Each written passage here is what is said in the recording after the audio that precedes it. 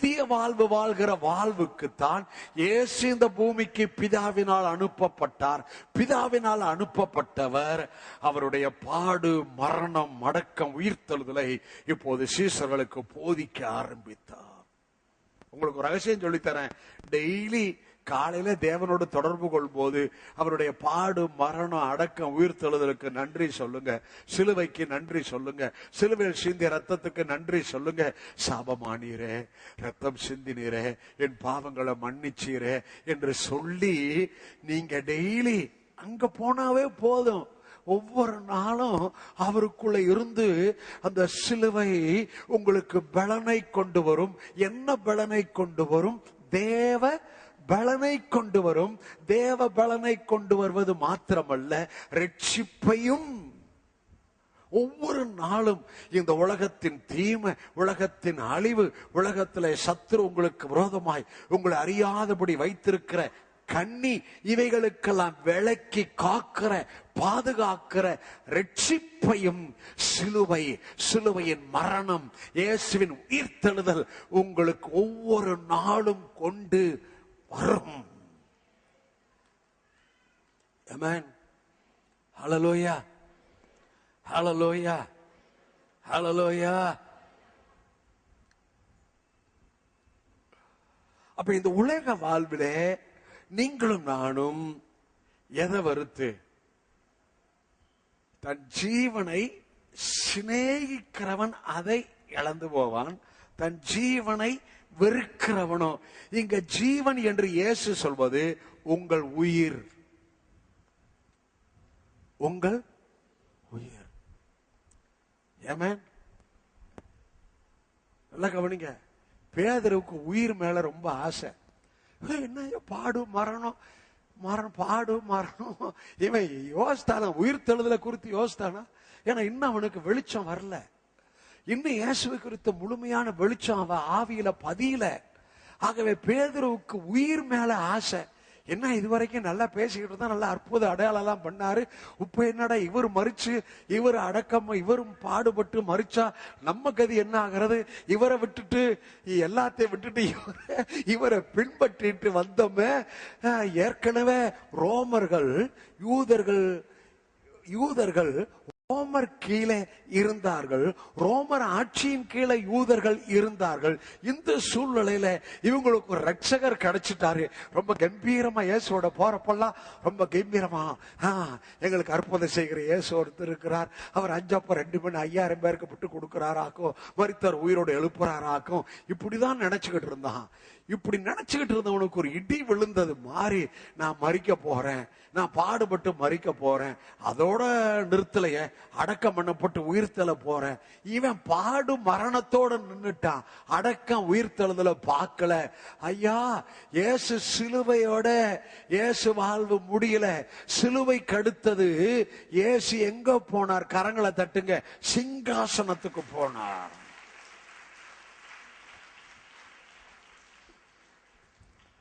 சிலுவையோட இயேசு வாழ்வு முடியலையா? சிலுவைக்கு அடுத்தது தேவன் தம்முடைய குமாரனை சிங்காசனத்துக்கு கொண்டு போனார். யோசேப்பு இயேசுவுக்கு முன் அடையாளமானவன். அந்த யோசேப்பு குழியிலே போடப்பட்டான், சிறைச்சாலையிலே போடப்பட்டான். அடுத்தது சிறைச்சாலையில் இருந்தவன் எங்க போனான்? சிங்காசனத்துக்கு போனான். கரத்தை உயர்த்தி, தேவனுடைய பிள்ளையே, உங்களுக்கும் எனக்கும் வருகிற எந்த உயர்வும், உங்களுக்கும் எனக்கும் வருகிற எந்த ப்ரமோஷனும், எந்த உயர்வும் அவரோடு கூட பாடுகளை பட்டால் அவரோடு கூட ஆளுகை செய்வோம்.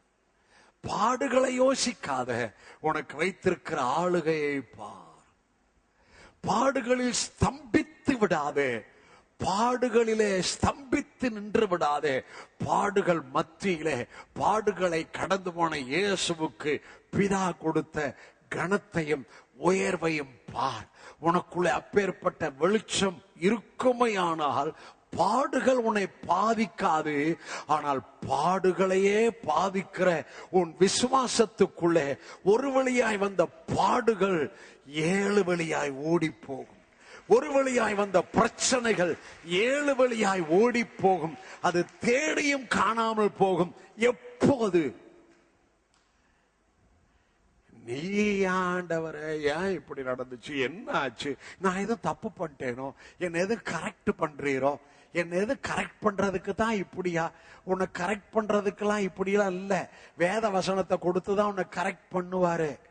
உன்னை தாழ்வா நினைக்காத, பிரமாணத்தின் என்ன உனக்கு வானா. வேதத்துல பயிற்சி கொடுக்கிறார், ஒழுங்குபடுத்துகிறார் என்று உங்களை குறித்து எனக்கு குறித்து வேதம் சொல்லுகிறது. தேவன் தான் நேசிக்கிற புத்திரனை தகப்பன் சிட்சிக்கிறது போல நானும் உங்களை சிட்சிக்கிறேன். அந்த சிட்சைக்கு சரியான அர்த்தம், தேவன் உங்களை பயிற்சிவிக்கிறார், தேவன் உங்களை ஒழுங்குபடுத்துகிறார்.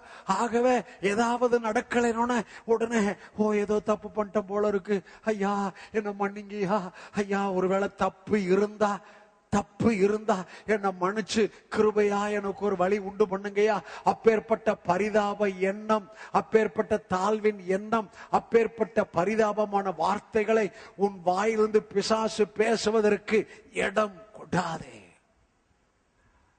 எத்தனை மணி சொன்னது நல்லா விளையுங்கிட்டீங்க சொல்லுங்களேன். ஹல்லேலூயா. உயிர், அங்க அவர் சொன்னது உயிர். உங்களுக்குள்ள இருக்கிற உயிர், எனக்குள்ள உயிர். தன் ஜீவனை சிநேகிக்கிறவன், தன் உயிரை சிநேகிக்கிறவன் அதை இழந்து போவான். தன் உயிரை வெறுக்கிறவனோ நித்திய ஜீவ காலமாய் காத்து கொள்வான்.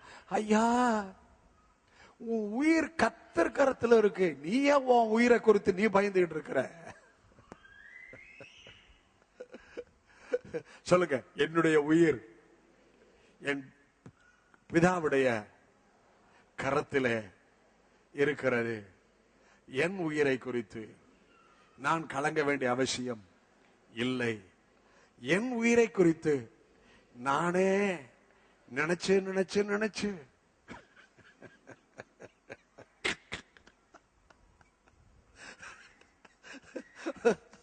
அநேகர் தான் உயிரை நினைச்சு, தான் மனைவி உயிரை நினைச்சு, தன் பிள்ளைகள் உயிரை நினைச்சு உயிரே போயிட்டு இருக்கு. உன் பிள்ளைய நினைச்சு ஆவியாயா போனோம். உன் பிள்ளைய நினைக்கிறதுக்கு போல அவரை நினைய, உன் பிள்ளைய நினைக்கிறதுக்கு போல உன் பிள்ளைக்கு தேவனுடைய வார்த்தை சொல்லுத, அதை நினைச்சு தோத்திரம் பண்ண. உன் புருஷனுக்கு இருக்கிற பலவீனத்தை நினைக்கிறதுக்கு பதிலா உன் புருஷனுக்கு தேவன் சொல்லி இருக்கிறாரே, உன் அக்கிரமங்கள் எல்லாம் மன்னித்து, உன் நோய்கள் எல்லாம் குணமாக்கி, உன் பிராணனை அழிவுக்கு விலைக்கு மீட்டு, நன்மையால் கிருபையால் முடிசூட்டி, கழுவுக்கு சொன்ன வயது திரும்ப வாழ வயது போலாக்குவேன் என்று சொல்லி இருக்கிறாரே, அதை நினைத்து தோத்திரம் செய்யலாமே. ஆமென். ஹல்லேலூயா. ஐயா பவுல் சொல்ற வார்த்தை, கிறிஸ்து என் ஜீவன், சாவு என்னுடைய லாபம். ஆதாயம் என்று தமிழ்ல இருக்கு, ஆனா சரியான அர்த்தம் சாவு என்னுடைய லாபம். ஐயா, சாவு கிறிஸ்தியனுடைய ஜீவன். அந்த கிறிஸ்தியனுடைய ஜீவன் என்பதை புரிந்து கொண்டால் உங்க உயிரை குறித்து நீங்க பெருசா நினைக்க மாட்டீங்க. கிறிஸ்தியன் ஜீவன் என்று புரிய புரிய புரிய கிறிஸ்துவின் ஜீவன் உங்களுக்குள்ள பரிபூர்ணப்பட ஒவ்வொரு நாளும் உங்க சரீரம் எல்லாம் ரொம்ப அப்படியே ஃப்ரெஷ்ஷா இருந்துகிட்டே இருக்கும். ஆமென். ஹல்லேலூயா. எத்தனை மணி சொன்னதை நல்லா விளங்கிட்டு வர்றீங்க? ஆமென். அங்க அவர் சொன்னது உயிரை குறித்து அவர் சொன்னார். வேதத்துல தன் உயிரை பொருட்படுத்தாத 3 பேரை பார்க்கிறோம். அவங்க ஓல்டு கவர்னன்ட், பழைய உடன்படிக்கை, தங்கள் உயிரையே பொருட்படுத்தல.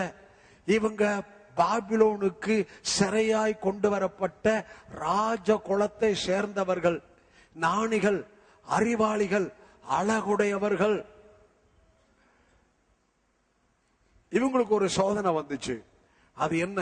ராஜா தூரா என்ற சமபூமியிலே ஒரு பொன் சிலையை நிறுத்தி அந்த பொன் விக்கிரகத்தை பிரதிஷ்டை செய்யும்படி எல்லாரையும் அழைப்பு கொடுத்து, இப்பொழுது கிண்ணறங்கள், எக்காலங்கள், மேள வாத்தியங்கள் வாசிக்கும் போது இந்த சிலையை தாழ விழுந்து பணிந்து கொள்ள வேண்டும் என்று கட்டளை போட்டான்.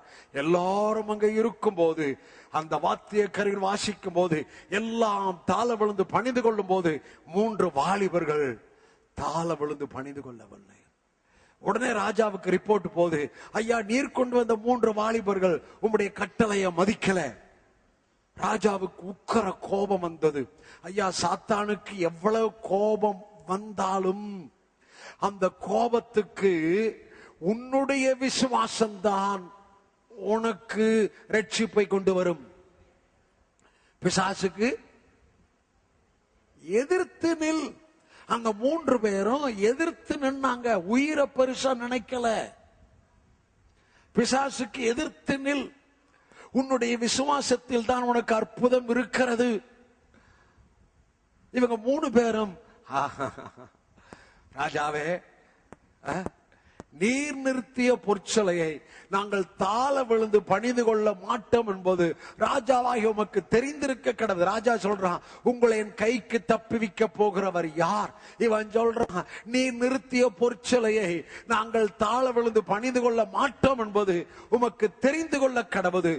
நாங்கள் ஆராதிக்கிற தேவன் எங்களை தப்புவிக்க வல்லவராய் இருக்கிறார். அவர் தப்புவியாமல் போனாலும் எங்க டாடி தான், அவர் வார்த்தை தான்.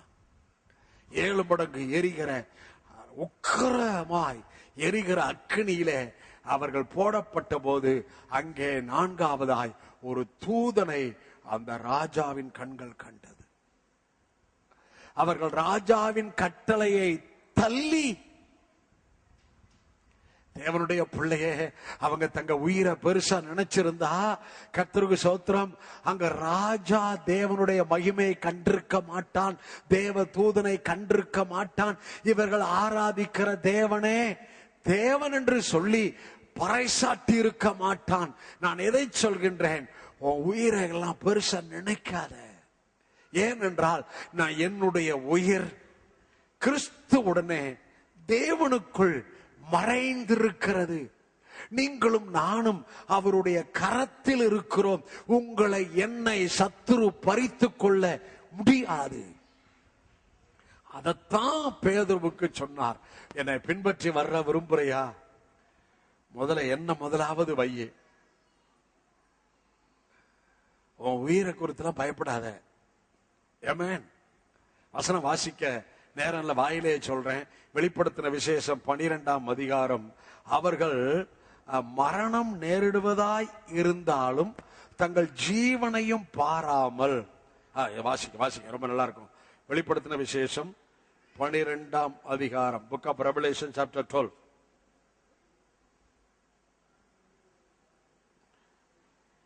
பதினொன்றாம் வசனத்தை எல்லாரும் வாசிக்க போறோம்.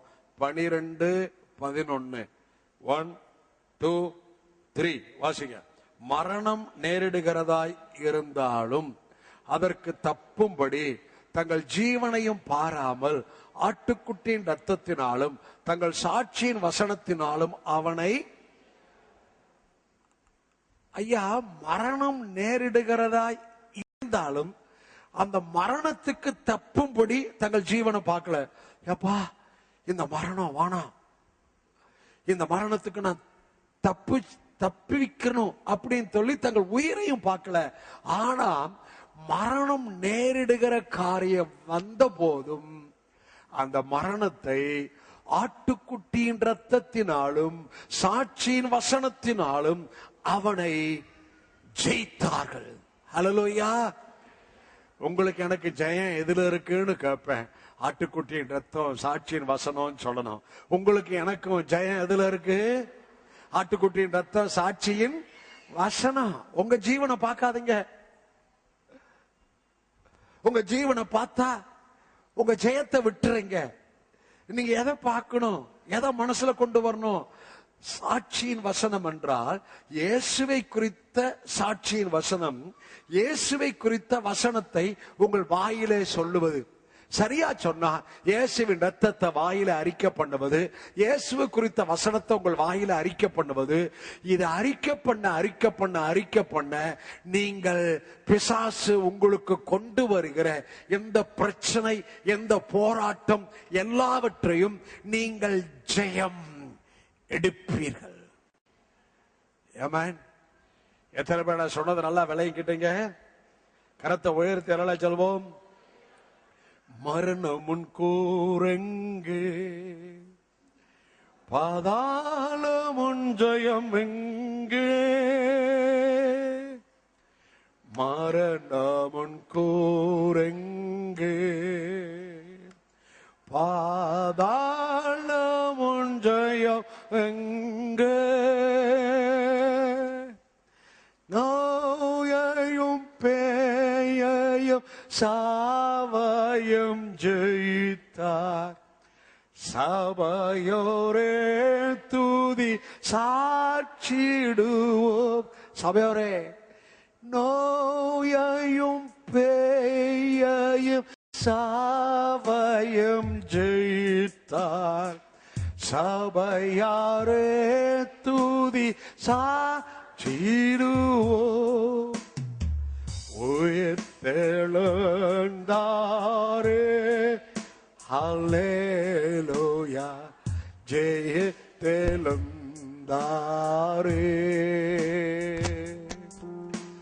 உயிருடன் எழுந்த மீட்பரேசன் சொந்தமானார், உயிருடன் எழுந்த மீட்பரேசன்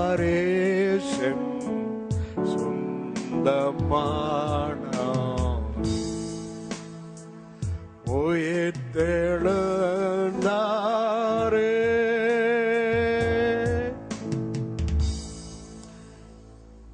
எபிரேயர் 11 ஸ்திரீகளை குறித்து வாசிக்கிறோம். உங்களுக்கு தான் நான் சொல்றேன். ஸ்திரீகள் சாக கொடுத்த தங்களுடையவர்களை விசுவாசத்தினாலே உயிரோடு எழுந்திருக்க பெற்றார்கள். உங்களுக்கு எனக்கு தேவை விசுவாசம்.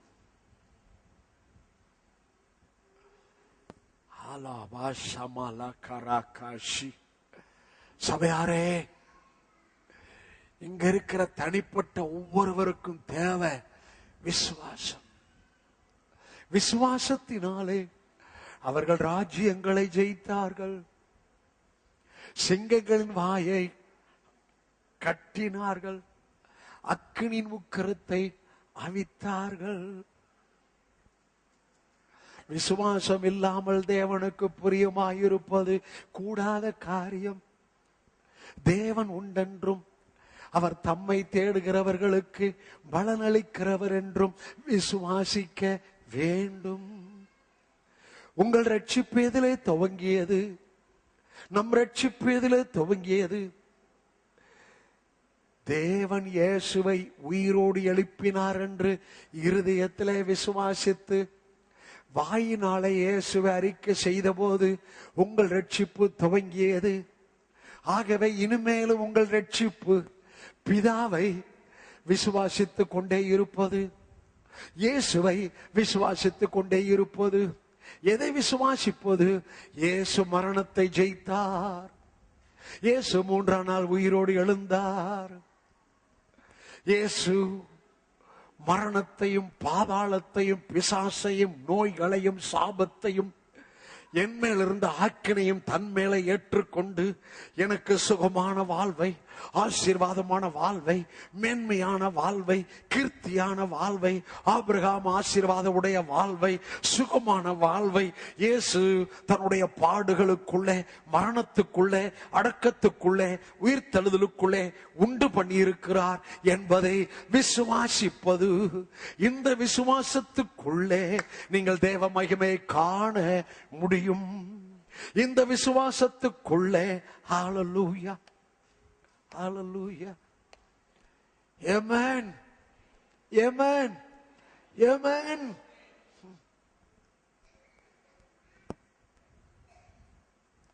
நல்லா கவனிங்க.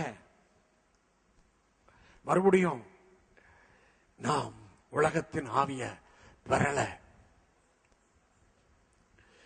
தேவனிடத்திலிருந்து புறப்பட்ட ஆவியை பெற்றிருக்கிறேன். ஏன் தேவனிடத்திலிருந்து பெற்ற ஆவியை பெற்றிருக்கிறேன்? தேவனுடைய காரியத்தை அறியும்படி. தேவனுடைய காரியம் எங்கயா இருக்கு? எல்லா கரங்களை தட்டி கத்துறமே.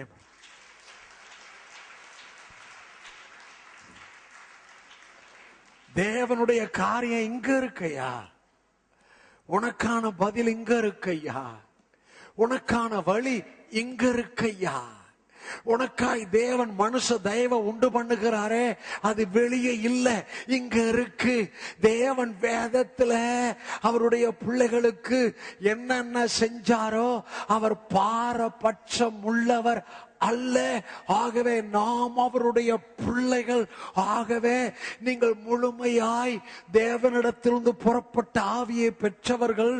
ஆகவே இந்த தேவனுடைய காரியத்தை நீங்க தேவ ஆவியில அறிய அறிய அறிய உங்கள் விசுவாசம் பெருகும். உங்கள் விசுவாசம் பெருக பெருக, நல்ல புரிஞ்சுங்க, தேவ காரியத்தை அறியும் போது உங்கள் விசுவாசம் பெருகும் போது நீங்கள் உங்கள் உயிரை பொருட்படுத்த மாட்டீங்க. இப்ப இயேசு சொன்னார் இல்லையா, அந்த சாட்சி உங்களுக்குள்ள வெளிப்படும். அது என்ன?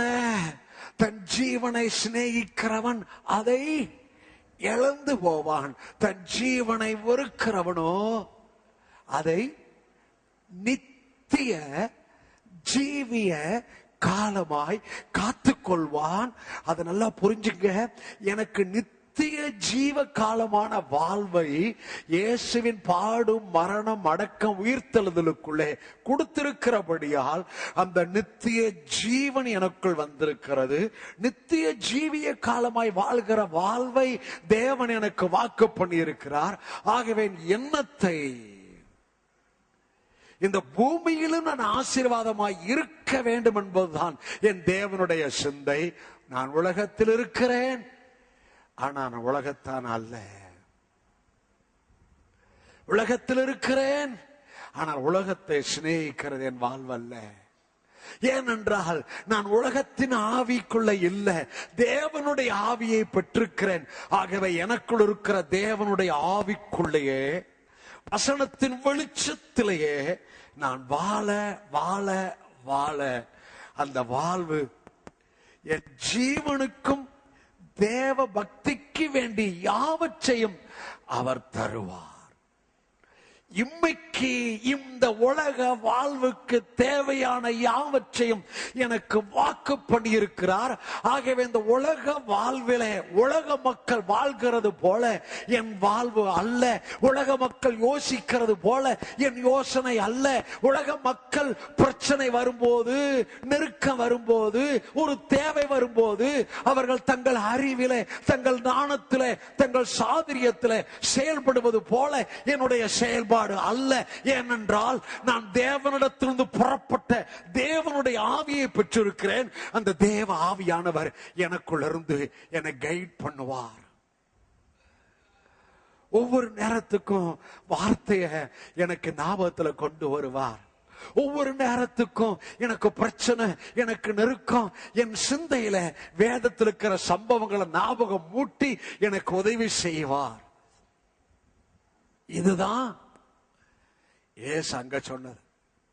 இந்த வாழ்வுக்குள்ள பேதுரு வந்துட்டாரா? வந்துட்டாரு. மத்தேயு 16 வரல, ஆனா அபிஷேகம் பெற்றோன்னு தேவ ஆவி அவருக்குள்ள வந்துருச்சு.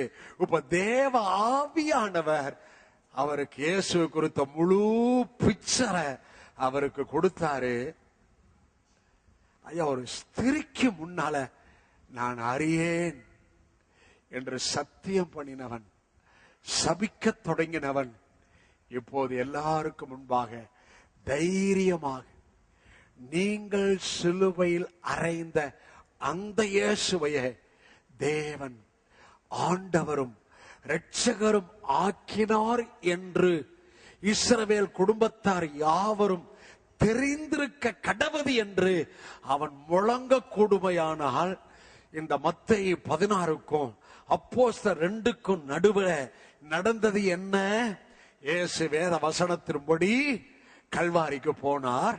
இயேசு வேத வசனத்தின்படி மரித்தார், அடக்கம் பண்ணப்பட்டார், உயிர் தெழுந்தார். இயேசு வேத வசனத்தின்படி 40 நாட்கள் தன்னை தெளிவான திருஷ்டாந்தங்களினால் உயிரோடு இருக்கிறவராய் காண்பித்தார். தேவராஜ்யத்தை குறித்தவர்களுக்கு பிரசங்கித்தார். இப்போது அந்த பிரசங்கத்தை கேட்டார்கள். இயேசு உயிரோடு இருக்கிறவராய் கண்டார்கள். எந்த இயேசுவை? மரித்த இயேசுவை. இப்பொழுது அவர்களுக்குள்ளே முழுமையான பிக்சர், முழுமையான வெளிப்பாடு அவர்கள் பெற்றுக்கொண்ட அபிஷேகத்துக்குள்ளே பெற்றுக்கொண்டார்கள். ஆகவே இப்பொழுது பேதுரு தைரியமாய் பிரசங்கம் பண்ண ஆரம்பித்து விடுகின்றான். இப்பதான் பேதுருவின் நிழல் படும்படி வரிசையா எல்லாம் வைக்கிறாங்க. பேதுரு, ஐயா, தபித்தாள் என்ற ஒரு வாலிப பெண்ணை உயிரோடு எழுப்புறதுக்கு ரொம்ப ஒண்ணு கஷ்டப்படவே இல்லை. இயேசு எப்படி எழுந்துருன்னு சொன்னார், அதே போல எழுந்துரு, அவ்வளவுதான். ஹலோ, எத்தனை பேர் நான் சொன்னதை புரிஞ்சுக்கிட்டீங்க? போராடி ஜெபிக்கல, பிசாச ஓட்டுறதுக்கு போராடி ஜெபிக்கல, பிசாச ஓட்டுறதுக்கு சரி நான் ஒரு 3 நாள் உபவாசம் பண்ணிட்டு வர்றேன் அப்படின்னு உபவாசம் வந்துட்டு மறுபடியும் பிசாச துரத்துறதுக்கு வரல. No no no. அந்த வெளிச்சம், அந்த வெளிப்பாடு, அந்த கிரேஸ், அந்த உயிர்த்தெழுதல், அந்த தீர்க்கதரிசன வெளிச்சம் ஆவிக்குள்ளே பதிந்து விட்டபடியால் உலகத்தை அவங்க பொருட்டா நினைக்கல. அவங்க நினைவெல்லாம் இயேசு. அவர்கள் பிரசங்கம் சிலுவை, அவர்கள் பிரசங்கம் பிதா. அவர்கள் பிரசங்கத்தை தேவன் அற்புதங்களினால், அடையாளங்களினால், கரங்களை தட்டுங்க, உறுதிப்படுத்தினார். The preaching about Jesus, the preaching about the suffering and death and burial and resurrection of Jesus Christ bring healing to the nation. தேசத்துக்கு சுகத்தை கொண்டு வருவது இயேசுவை குறித்த பிரசங்கம். பிலிப்பிய அப்போஸ்தலர் 8ஆம் அதிகாரத்தில் பிலிப்பிய என்ற சுவிசேஷகன் இயேசுவை குறித்து பிரசங்கித்த போது அந்த பட்டணம் முழுவதும் சந்தோஷம் உண்டாயிற்று. வர்ற குட் ஃப்ரைடே வரைக்கும் இதை கர்த்தர் எனக்குள்ள போட்ட அந்த யோசனை, அதான் இன்னைக்கு ஆரம்பிச்சிட்டேன். வர குட் ஃப்ரைடே வரைக்கும் every Sunday breaching Jesus, breaching crucified Christ. இன்னைக்கு ஜீவனை வெறுக்கிறதுல ஒண்ணுதான் பேசிக்கிறேன். நல்லா கவனிங்க. லூக்கா 17 ஜீவனை வெறுக்கிறது இதே வார்த்தையை சொல்லி இருக்கிறார். யோவான் 12 ஜீவனை வெறுக்கிறது இதே வார்த்தையை சொல்லி இருக்கிறார். இந்த வார்த்தைய தன் சீசர்களுக்கு தான் சொன்னார், வேதபார பரிசேயருக்கு சொல்லல. இந்த வார்த்தை உங்களுக்கும் எனக்கும் சொல்லப்பட்ட வார்த்தை. இந்த வார்த்தைய புரிஞ்சுக்கிட்டோம்னா நீங்கள் கிறிஸ்துவுடன் கூட எழுந்தது உண்டானால், கிறிஸ்து தேவனுடைய வலது பார்சத்தில் வீற்றிருக்கும் மேலானவைகளை தேடுங்கள், பூமியில் உண்டானவைகளை அல்ல, மேலானவைகளையே நாடுங்கள். என் பார்வை சிலுவை, என் பார்வை பிதா. இதை நான் வைக்க வைக்க வைக்க கீழே எல்லாம் எனக்கு ரொம்ப ஸ்லோபம். கீழே எனக்கு எல்லாம் பெருசாவே தெரியாது. கீழே எனக்கு எல்லாம் ஒண்ணு இல்ல, குப்பை. அந்த அளவுக்கு நீங்களும் நானும் வரணும் தான் இன்னைக்கு கர்த்தர் நம்மோட பேசிட்டு இருக்கிறார். ஆமென். ஹல்லேலூயா, ஹல்லேலூயா. எங்கள் டாடி, எங்கள் மக்கள், நான் என்ன பாருங்க, எங்க தலையை கூடிறீங்க? நான் தீர்க்க தரிசனத்தை பேசிட்டு இருக்கிறேன். எங்க மக்கள், நாங்க தேவனிடத்திலிருந்து புறப்பட்ட ஆவியை பெற்றவர்கள். நாங்கள் உலகத்தின் ஆவியை பெறல. இந்த வெளிச்சம் தான் இன்னைக்கு எங்க மக்களுக்குள்ள ஸ்ட்ராங்கா பதியணும். ஆகவே இந்த வெளிச்சம் எங்களுக்குள்ள வந்துட்டா, இந்த வெளிச்சத்துல வாழ ஆரம்பிச்சிட்டோம்னா ஆவியானவருடைய கைடன்ஸ்குள்ள வாழுவோம். ஒவ்வொன்றுக்கும் வார்த்தையை கொடுத்துக்கிட்டே இருப்பாரு. ஒவ்வொரு பிரச்சனை, ஒவ்வொரு தேவைக்கு ஆவியான வார்த்தையை கொடுப்பாரு. அதுக்குள்ள நாங்க வெற்றி, அதற்குள்ள நன்மை, அதற்குள்ள சாட்சி, அதற்குள்ள அற்புதம் இங்க அநேகருடைய வாழ்வுல ஆவியானவரே நீங்கள் இன்னையிலிருந்து முழுமையான ஆளுக வரணும். அவங்க தங்கள் பிரயாசம் அங்க பாக்குறது இங்க பாக்குறது, அங்க ஓடுறது இங்க ஓடுறது, இதெல்லாம் ஸ்டாப் பண்ணட்டும்.